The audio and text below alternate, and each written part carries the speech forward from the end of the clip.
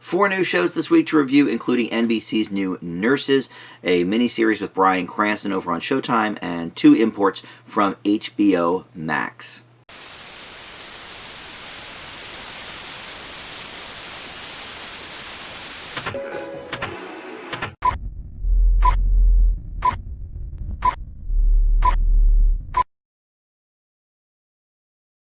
Hey everybody, Dan here, and this is Dan Reviews It. Welcome to my TV news and reviews program for the week. We've got 4 new shows, as we've been doing, I guess, now that the year is winding down, less content is being put out, and of course, with COVID and everything, studios and networks had less in the pipeline anyway to release. But we get Nurses, which is a Canadian import from Canada, or export, maybe. I don't know what the terminology would be. But anyway, we got it from Canada.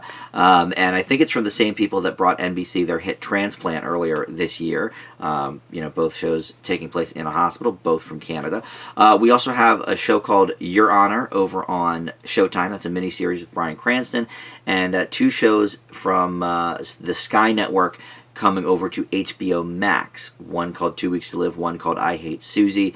I think Sky is Australian. I don't think it's from England, but I think, the Sky Network is in Australia, so we get a couple of imports from there. But before we do that, let's talk about the news of the week.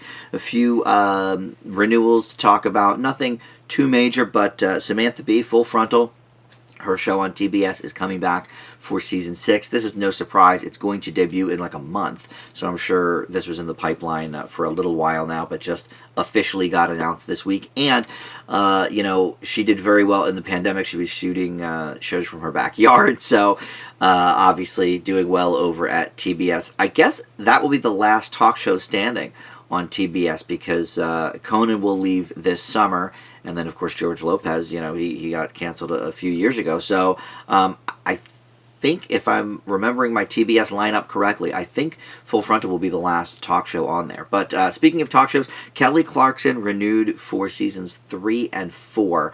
This is wonderful news if you're a fan, obviously, of the show. But Kelly Clarkson won a Daytime Emmy earlier this year for Best Host. And she's great, what can I say? And I have a special place for this program because I reviewed it. It was my very first review on my first ever TV news and review show. Well, maybe it wasn't my first review, but it was on the first show. But I actually think it was my first review. So, Kelly Clarkson show, I holds a special place in my heart. But I'm glad to see her getting another 2-year pickup. Pretty impressive for a show that's only 2 years old. You don't usually double the length of the show, right away. But Kelly obviously is bringing the goods for people. And then over on Apple TV Plus, you've got Servant getting renewed for a 3rd season about a month before season 2 begins. And this is just like a show we talked about last week, For All Mankind. Apple TV Plus loves to give their creators a 2-year contract, so they know that they have support in the show and all of this.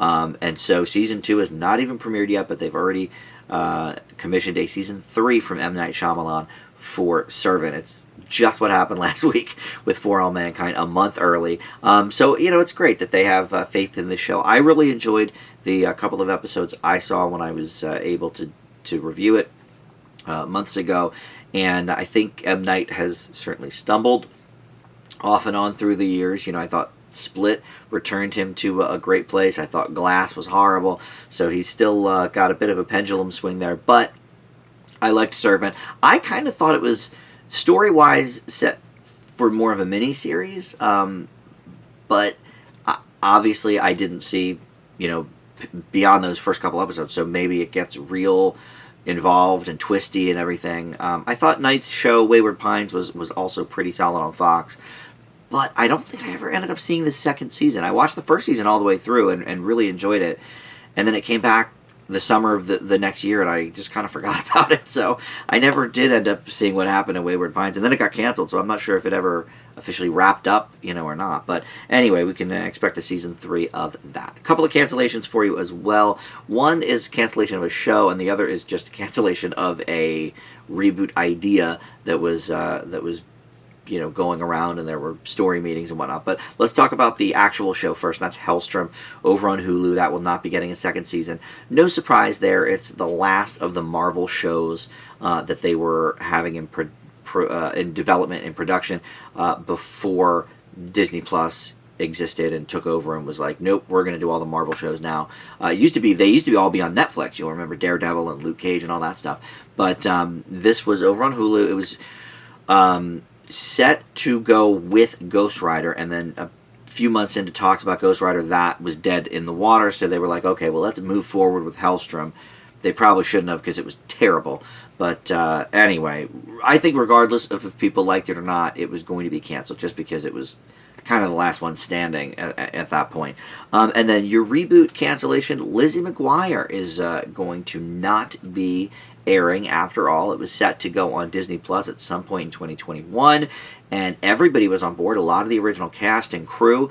And the thing was, the sticking point for star Hilary Duff is that mainly she was hoping to get it over onto Hulu because she is very proud of this show reflecting her reality at the time in her life. So obviously when Lizzie was out, she was much, much younger, but she said in a statement that if Disney does decide they would like to put it on Hulu, like they did with Love, Victor, that would be great.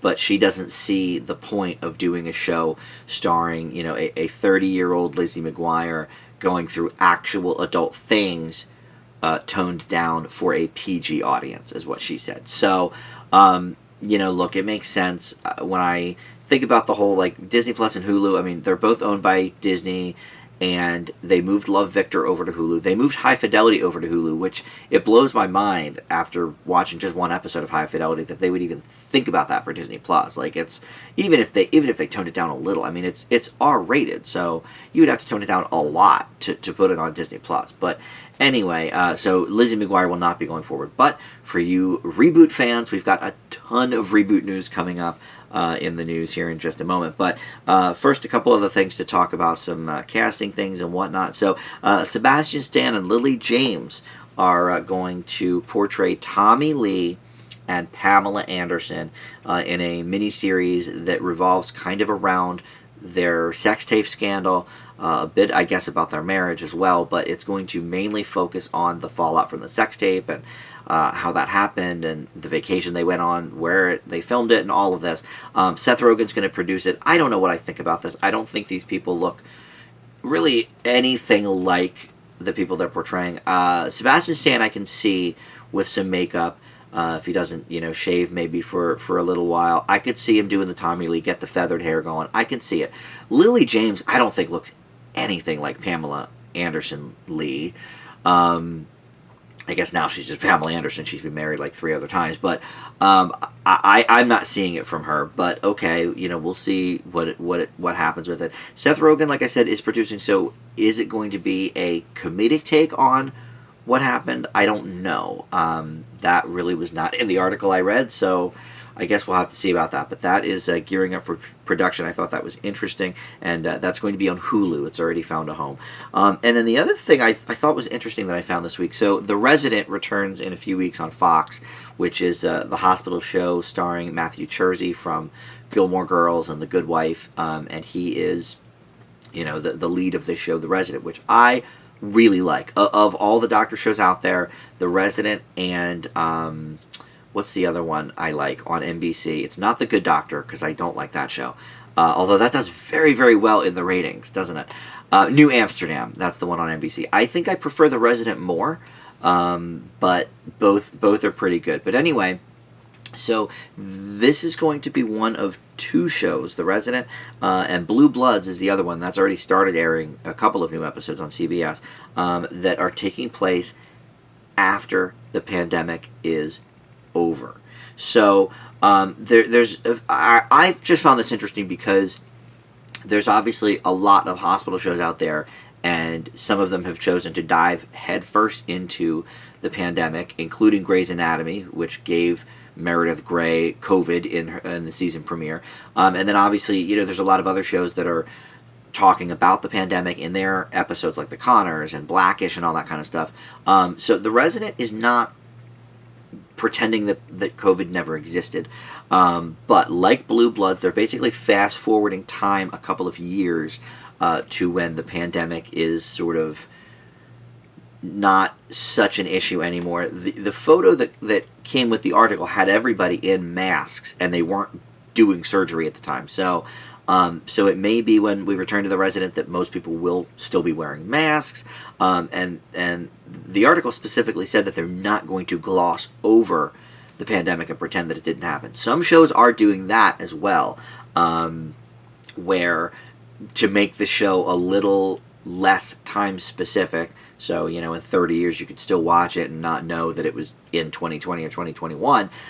They've just completely glossed over the pandemic existing. And obviously there's a lot of sitcoms that, have gone on with their lives pretending the pandemic does not exist. And in some cases they have to, like the Goldbergs. Obviously they're not going to have the pandemic in the 80s. But I just think it's interesting that the resident chose to have COVID exist, but start in a post-COVID world. Now, you have to remember, too, when they started back in the writers' rooms over the summer, they were hoping that we would get a vaccine before the end of the year. So I don't think they envision necessarily the show advancing to the future. Like, I don't think they're going to say, okay, now we're in 2022, go. But I think it might have an interesting look to it, when it returns in January. All right, so now reboots and spinoffs, and there's a ton of them. So Shameless, this is being canceled. I don't know if it was canceled or the producers decided to end it. But anyway, this is the last season of Shameless. So there's going to be a 6-part miniseries starting at the end of December called The Shameless Hall of Shame. Now, this is not a new show. It's not a spinoff, really. But it's basically a retrospective miniseries show where they're going to take scenes and segments from all the seasons of Shameless on Showtime and basically talk about character arcs and stuff like that. I'm assuming they're going to have interviews with the cast members. I don't know, but I would hope. So sort of a spin-off, akin to any sort of retrospective series, I guess. But for you Shameless fans, that will air starting in December. Okay, Cherries Wild. This is a new game show that Fox is going to produce with host Jason Biggs, who I like.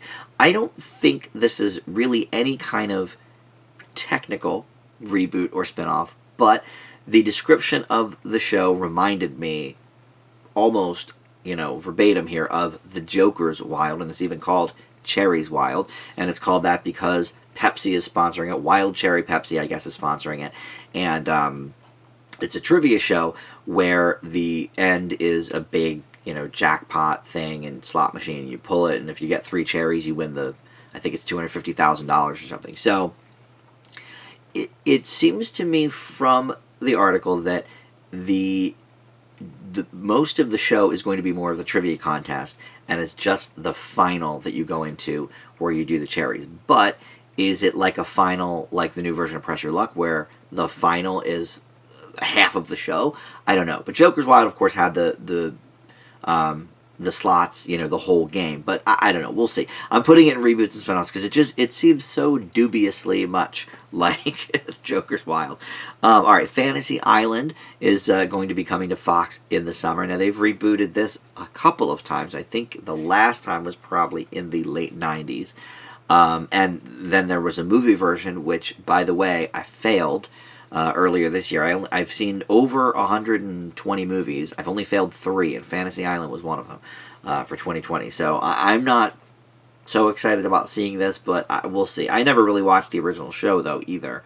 I mean, I knew a little bit about, the little guy tattoo, and he would say, deplane, I know that, but I don't think I ever really watched an episode of the show. But anyway, so they're coming with that on Fox, and it's officially happening. They've ordered it 2 series. They're not doing a pilot and we'll wait and see. Nope, it's going to be on summer 2021. So Hope you like Fantasy Island. Little House on the Prairie. This was interesting. This just got announced this morning. Paramount TV and Anonymous, who have teamed up before for 13 Reasons Why and Defending Jacob on Apple TV, they are going to try and reboot Little House on the Prairie. There's no home for it yet. There's no stars attached to it yet. It's just basically an idea at this point, but we may be seeing that in the future. And the three like primetime reboots I have this week are all from very long-standing shows. Actually, I guess 4 if you count Fantasy Island, because I think Fantasy Island ran 9 or 10 years too. But Little House ran like 10 years, I think 74 to 83. Or not, is it 9 seasons or 10 seasons? I forget. But TV math is a little weird. But it ran for a long, long time, and obviously a big hit for its time. And I guess, look, it might be nice to have some nice family content on at this point. So you've got LA Law as well, and that was another long-running show. I think that ran at least 8 or 9 years, right? That was on NBC. And I don't know too much about the LA Law reboot yet, except that Blair Underwood will be back as Rollins was the last name. I don't remember that. I didn't really watch LA Law. I was a little too young for it, and then it never really aired in reruns. Like, that's the funny thing about the the dramas when I grew up. They didn't really run in reruns. And maybe they ran like on cable a bunch of times, but I didn't really have cable growing up except for like a few years because we didn't have a lot of money. So, they did action shows a lot in reruns. So like Magnum P.I., that was kind of always on and stuff like that. But like, Miami Vice. But yeah, things like LA Law, NYPD Blue, like the shows I was kind of too young to watch at the time. I guess NYPD Blue I could have. That went into the early 2000s, I think, didn't it? But LA Law, anyway, my parents loved it. It was, part of the famous NBC Thursday night lineup. It was, for a few years, it was Cosby, Family Ties, Cheers, Night Court, LA Law. That was, number one lineup in television. So let's stay on that idea and go from LA Law to Night Court. And this was one of my absolute favorite shows growing up. If you asked me at age 14 or 15, what are your top 10 shows of all time? Night Court for sure would have been in there. And I actually went through it again maybe 3 years ago. I got all the DVDs and watched it. And it's unfortunate it's not on any streaming services, but now with the reboot news, maybe it will be. But I watched all the Night Courts, and to be honest, I thought it held up really well. And the shining part of it for me was John Larroquette, who played Dan Fielding, public defender, or prosecutor, I should say. Christine was the defender, but he was the prosecutor, and he is going to head up this revival. So this will be very, very interesting. Now, the article I read called him former prosecutor Dan Fielding. So obviously, I don't know if he's retired completely or if he's moved on to some other role, but it will take place at a night court as well because Harry's daughter, Abby, who was not a part at all of the original show, and that would have been, it went off the air in 1992, so 28 years ago. So, can you be a judge at 28? That seems so young. I don't know.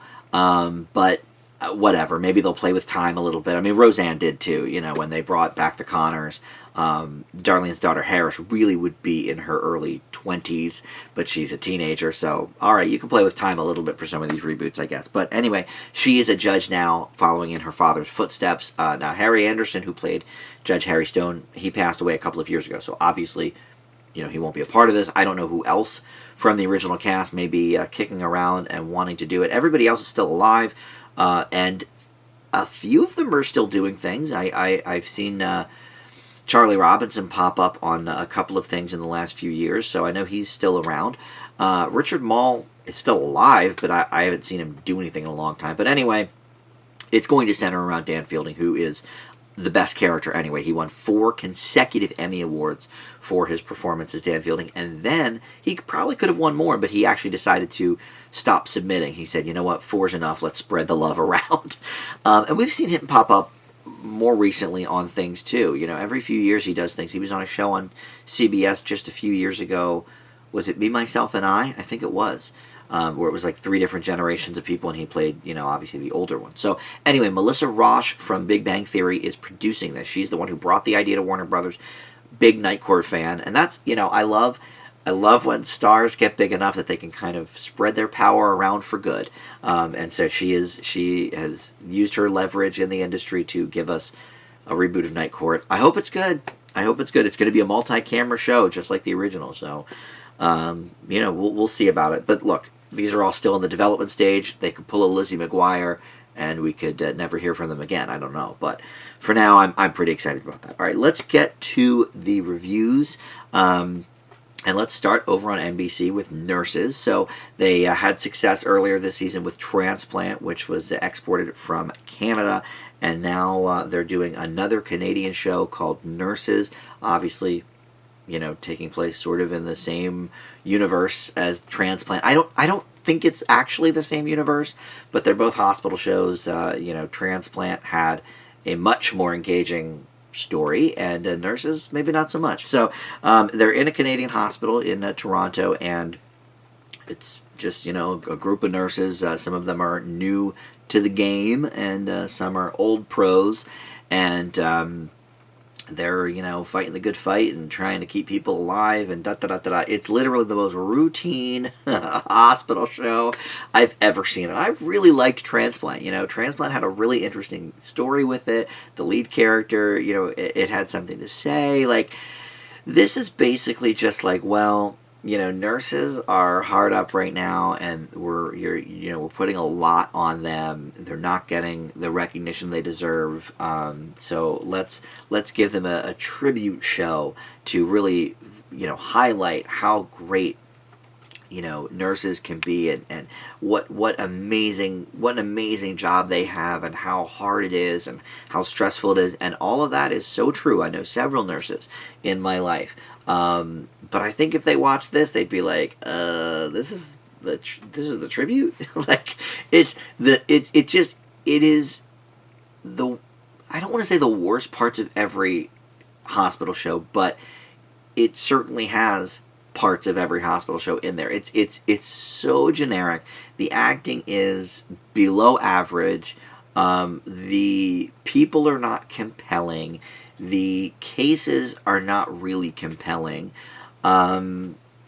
Look, I can appreciate that there is a show called Nurses. I really can. I mean, of course, NBC had a comedy version in the 90s that aired on their Saturday night block with the Golden Girls. But this obviously is, a dramatic take. They want to really put us in the lives of these nurses, in the shoes of these nurses.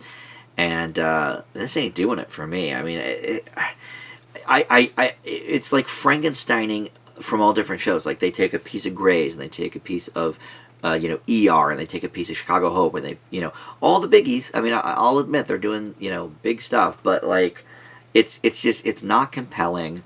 And I remember watching the initial run of Grey's Anatomy. I only lasted like 3 seasons through Grey's, but I remember watching that first season, and I hadn't really seen much ER, maybe a couple of episodes to that point. Maybe I hadn't seen any by that point. I don't know. I wasn't a big ER fan, but I mean, in retrospect, I appreciate it. I've seen some episodes since, and it's obviously very good. It's pretty much, I think, the gold standard for hospital dramas. I know Grey's has now aired longer. I think Grey's is in season 17. ER lasted, I want to say 16. I think it just hit that, but anyway, not to get too sidetracked, but look, ER and Grey's, I think, are probably like the pinnacle of hospital shows on television. They've lasted the longest, so it makes sense you would want to just kind of bite off of them. But obviously those are shows more focused on the doctors, and this is more about the nurses. So they're cobbling stories together that we've all seen before. There's the hard-nosed, doctor who doesn't want to listen to the nurse, but oh my gosh, the nurse was right all along. It's like, oh my god, like, it's just, I think, House was a big one, but it's like, nobody's gonna remember this show, unfortunately, because it's not even a show. It's like, it's almost like a greatest hits of every other hospital show you've seen, except let's focus on the nurses instead of the doctors. And I love the idea of focusing on the nurses. I have so many nurses in my life that I love, and I respect them, and my god, their job sucks right now. But this is not the show. I leave Nurses with a D+. It's rough. All right, so up next, we're going to talk about this show, Your Honor. This is a mini-series on Showtime. They've only run 2 episodes thus far, so that's what I watched. But I think there's going to be 8 or something total, or maybe 10. Let me see if it says here. Right in the middle again. Every time I guess 8 or 10, it's 9. There's going to be 9 episodes of this, and basically, this is a drama, thriller kind of thing, and it's in New Orleans. Bryan Cranston plays a respected judge, high court judge, I guess. I don't know. But his son is involved in a hit-and-run accident and kills this dude on a motorcycle, and dude happens to be the son of, the biggest crime family, the biggest crime boss in New Orleans. And so obviously, Bryan Cranston is trying desperately to get his son to, not have the finger pointed at him. So it's Michael and Adam DeZatio is the Bryan Cranston and his son character. Hunter Doohan plays the son, who I am not familiar with, and I think he's a fairly new actor to the scene. He does a pretty good job. A little bit too hard with like the faces of like, I'm scared. Give me a scared face, kid. I don't think there's enough emoting, especially because most of his scenes are against Bryan Cranston, who is, let's face it, a total pro and can do just about anything from comedy to drama to, thrillers and beyond. So, maybe they didn't pick the best part for the kid, but I think he does okay. I think he does fine, And then Michael Stuhlbarg plays the dad of the kid, Jimmy the crime boss Baxter. And he's always good. He's not quite a household name yet, but I guarantee you'll know this guy if you see him. He's been in so many different things over the last, decade or so. But anyway, this, I always like to look at the Rotten to see where I fall in line with the critics and the audience as well. Sometimes there's like a big shift. Sometimes I side with the critics. Sometimes I side with the audience. This has a 41% critic rating on Rotten, and I was very shocked by that because it's not perfect, but I definitely thought it was pretty compelling. So I read a couple of the blurbs on Rotten, and apparently the ending is very, very unsatisfactory. Apparently it starts falling apart halfway through the series. So, okay, maybe that's true, but I'm going to grade it on the 2 episodes I saw, the first 2 that have aired, and the third one will be on this weekend. But I really liked it. Now, here are some flaws to, I guess, sort of go a little bit with the 41%. But yes, the acting of the son is like okay compared to Bryan Cranston, who's top form, of course. But one thing about the themes of, I don't want to give too much away, but let's just say that at one point there is a big sort of culture clash between the son of the judge, privileged white boy son of the judge, and this black kid that may be sent up the river for... that's all I'm going to say. That's all I'm going to say. But let's just say that in this era, I'm not positive that we need a show that is, rah-rahing the privileged white son of the judge. And I don't necessarily think he's the hero of this story either. I don't think they're painting him out to be a victim. I don't think they're painting him out to be a hero. But in some ways they are, because we are obviously supposed to side with Judge Bryan Cranston and his family. His wife died a year ago, so there's a lot of things coming up with that, and they're still healing and everything. And I think the show does want us to feel bad at some points for these characters, and I'm not sure if I feel bad for any of the main characters. I feel bad for this black kid in episode 2 that I can't really talk about, and I feel bad for the kid on the motorcycle who's dead, although he's from a crime family, so who knows? Maybe he's a scumbag. There's a lot of unanswered questions. I imagine that they will be answered in the remaining 7 episodes of the show, but it definitely does feel a little bit like, okay, are we watching white privilege the show here? Are we supposed to sympathize with this character? I'm not sure.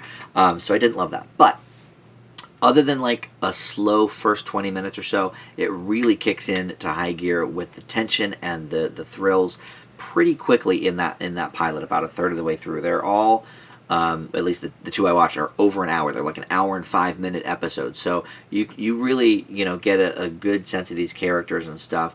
And Bryan Cranston, of course, is in top form. He almost always is. I don't know if I've ever seen him give a bad performance. Going back to Tim Whatley, the dentist on Seinfeld, and the next door neighbor on King of Queens. I mean, from his comedy roots, doing Malcolm in the Middle, of course, to then obviously Breaking Bad, and then a lot of these film roles, Trumbo and stuff.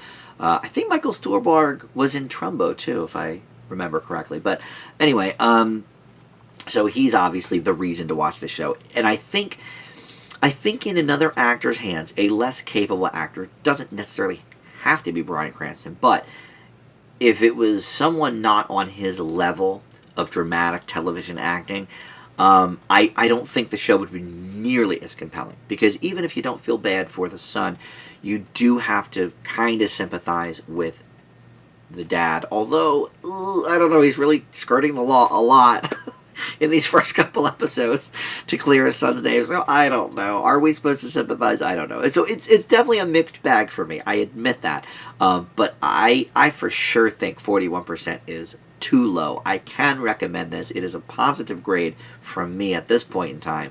I will leave your honor with a B-. And look, if the critics are correct and the ending stinks, then all right, we can revisit it. But I think I probably will watch the rest of it to see how it turns out once it's all said and done. So let's go over to HBO Max. There's 2 shows on there right now that just premiered recently, and they are exports from Sky over in Australia. And let me just make sure I'm right. I keep saying it's from... oh, no, it is from the UK and Ireland. Okay, so not Australia. The UK and Ireland. All right, so anyway, let's do I Hate Suzie first. This one is with Lucy Prebble, is the creator and the writer, and Billie Piper is the star and also co-created it. And they've worked together apparently a bunch on other like Sky shows. I've never seen any of them, so I am completely unfamiliar with either of these people, and that's okay. I think it gets me maybe into the characters a little bit more, but essentially the plot is this girl played by Billie Piper, Suzie Pickles. She is I hate the name, by the way, but Suzie Pickles is a huge actress on this sci-fi TV show, and she gets her phone hacked in this first episode, and a bunch of compromising photographs are leaked. We all remember what happened with Jennifer Lawrence a few years ago and whatever. So it's something similar to that, except that in this case, the person she's with in the photographs is not her husband. So it's throwing her marriage into turmoil. It's throwing her career into turmoil. And there you go. But it is a comedy, sort of. It's a black comedy for sure. Very dark. But it's definitely on that level of, like maybe a Shameless or something, where it's like, yes, there are some funny parts that are more like, oh, F my life kind of stuff. This is certainly not set up joke, like a sitcom, but I laughed a few times, but it's more the drama from this actress that is pulling me in. This Billie Piper is very talented, don't know her, like I said, but one thing I love that this show does is each episode is titled, and you see it real big on the screen at the intro, one of the stages of, I guess, grief. But so the first episode is called Shock, which I'm not sure is one of the stages of grief or whatever. But then you've got Denial. Episode 3 is called Fear. Episode 4 is called Shame. Episode 5 is called Bargaining. So it goes down the pipeline. Now I watched, how many of these did I watch? 3 actually. I had some extra time this week. Why not? There's 8 total. I watched the first 3, and so you see Shock, you see Denial, you see Fear, and what's really clever about this show is, unlike most other shows where something like this would happen, some sort of trauma in the person's personal life, where they're sort of going through everything at once, look, that's not actually really how it happens for most people. Like, you really do go through stages. I think any of us that have been through something traumatic, or even a bad breakup or something, losing a parent, anything. I think, you see these. And so what the writers have done, and I guess it really is just the one writer, it's this Lucy Preble, who has worked with Billie Piper for a while, and I obviously knows how to write for her. Each episode really does focus on that emotion, basically from Susie Pickles, and then it sort of like goes out to, okay, who is her fear affecting, who is her shock affecting, and it goes from there to the other characters. So it's all basically from her vantage point, but it's sort of who does it affect, and what stage is she currently in. It's a very clever way, honestly, I think, to write a show like this. This is not listed as a miniseries, but I feel like once the stages of grief are all over, I don't know where you go from there. But at this point, it's not listed as a miniseries, so maybe it will continue. I really don't know, but I think she's really good in this role. I am kind of curious into like seeing some other things that maybe she's done, but. We see her at the convention, and she's doing a Q&A, and like people are, not wanting to broach the topic of the pictures, but then of course some loudmouth, writer or something does and won't let it go, and so it's like that's throwing her off, and it's like it's all about how this hacking of the phone affects everything around her. So very interesting. I mean, the negatives I have about it really are that they made her a nymphomaniac, which I don't think we needed in the show. I think, we see a lot of that on TV. I think it would be more interesting to really just explore the psychology of these pictures and, what they mean for her entire life and her marriage.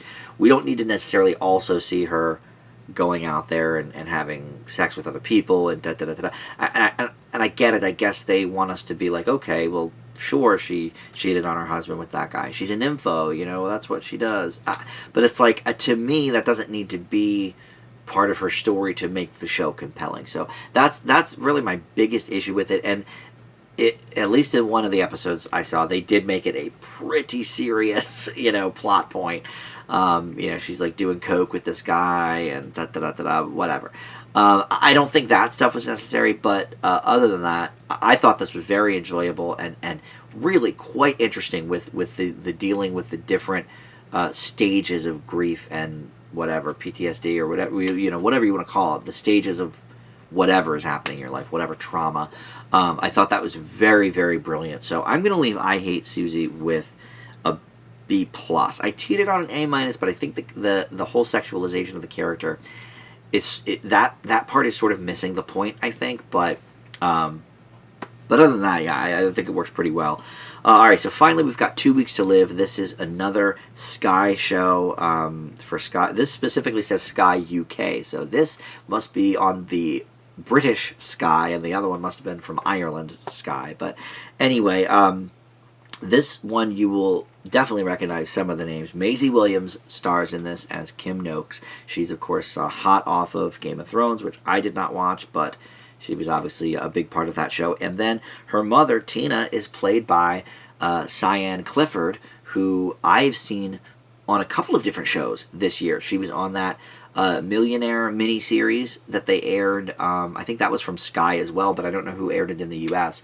A 3-part miniseries, although they were each like hour-and-a-half episodes, right? So it was really 5 or 6 hours total. But anyway, but I thought that was a great show, one of the best miniseries I've seen this year. And I saw her in something else recently, I think, too. Maybe something over on Peacock. But anyway, the plot is essentially that this girl, Maisie Williams' character, Kim, essentially was raised very, very sheltered. And she was raised to believe by her sort of crazy mother that the end times were always near and, be suspect of everyone. And she never really got to do anything. She lived this very, very, very, very sheltered life. Father passed away a few years ago, so she keeps the ashes, with her, and she has this like to-do list of things she wants to experience now that she's sort of kind of run away, I guess, and is out in the real world. So she meets these two dudes at a bar one night, and they tell her that she's only got 2 weeks to live, or the world is ending in 2 weeks. The one of them they're drinking, whatever, they're being stupid. But one of them doctors up, some news footage and is like, oh my God, Kim, come in and check this out. We've got 2 weeks to live, the world's ending. So she decides to exact revenge on her father's killer. Now, I watched every episode of this. I usually don't, but you know what? It was snowing and I was inside all day, and there's only 6 episodes of this, and they're 25 minutes each. So really, it's a 2.5 hour watch. No longer than a movie, really, in some cases. And I think it could have been a movie. I mean, it has exactly all of the same kind of arcs that a thriller movie has. So I'm not even sure why they decided to release it as a 6-episode miniseries. I think it easily could have been a film. But, okay, maybe the filming quality isn't quite up to those standards, but it's got all the same, type of beats that films like this do. But because it's a miniseries and not a movie, couple of flaws I see immediately is that there's 2 episodes with a lot of action, and Maisie Williams, I don't know if she does her own stunts or whatever, but she's doing like a lot of these like high kick moves and stuff like that. I don't know if she did any of that stuff on Game of Thrones, but it's pretty impressive here. But only 2 of the 6 episodes really have any of that. The rest is all just like drama, but also they like really are throwing in some comedy at random times that was not very funny. It seemed too forced. It wasn't like slice of life type comedy. It was just like, it was like gag comedy, and they didn't do enough of it to make it regular, so it kind of stuck out whenever it did happen. The acting here is fine. I am not honestly that familiar with Maisie Williams. I apologize, but I thought she did a good job. Her mother did a great job, and these 2 guys that she meets up with, they're sort of, I would say, the comic relief. They're kind of like the bumbling idiots type. Not enough of bumbling idiots to make it a character trait, though. I feel like, I don't know if that makes sense, but anyway, is sort of embroiled in this chase for who killed this guy and all this money, and it's like the plot's a bit convoluted, but I did enjoy watching it. I don't regret that 2.5 hours at all. And I think it's, if you want to kill a couple of hours on a snowy afternoon, you could certainly do worse. But with that in mind, I can't grade it too highly, because I do think it had a lot of tonal issues, and certainly I think if it were a movie, if there's 2 or 3 heavy action sequences spread throughout, it's okay. But as a 6-part miniseries, okay, episode, 2 has a lot of action, episode 5 has a lot of action, and then what? It's like everything else it's not boring necessarily, but it's just, it just didn't mesh for me. I think it could have been divvied up a little bit more equally or something. Some of the humor worked, but yeah, a lot of it was more of the gag variety that didn't quite fit with, I think, what else was happening, in the show. But I enjoyed it enough. I'm gonna leave 2 weeks to live with a B-. So everything recommended this week except for that god-awful Nurses. Don't watch that, but everything else I can recommend at least a little bit. So that will do it. I don't know what's coming next week. I'm in quarantine now till Christmas, so I think I'm gonna try and catch up a little bit on my TV and news and reviews, and maybe bang out 2 more before Christmas and another one before New Year's. We'll see. I also have a bunch of movie reviews in the can that I'm going to bring you within the next few days as well, just because, like I said, I'm in quarantine, got nothing better to do, so. And then I'll watch more movies while I'm in quarantine and then review those probably. So anyway, all that is happening. Thank you for watching. We'll see you back here next time. Bye.